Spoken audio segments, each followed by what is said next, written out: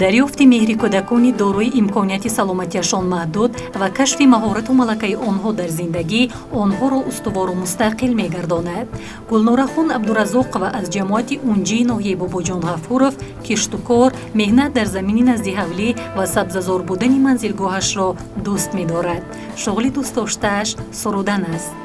بر خانه و دری خویش شکرانه میکنم من، بر حکم سروری خویش شکرانه میکنم من، بر خانه و دری خویش شکرانه میکنم من.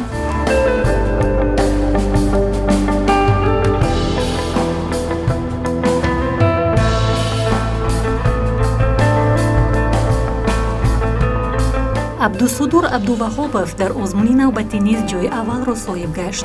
او با عمق دل تصویر پردازی می نماید و رنگهایش را با زیور طبع می آراید.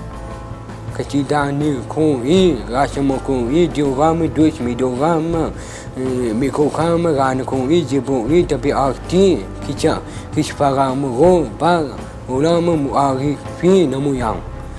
نیروی و قابلیت کودکان معیوب را برای همگرایی آنها در حیات اجتماعی جامعه استفاده باید برد.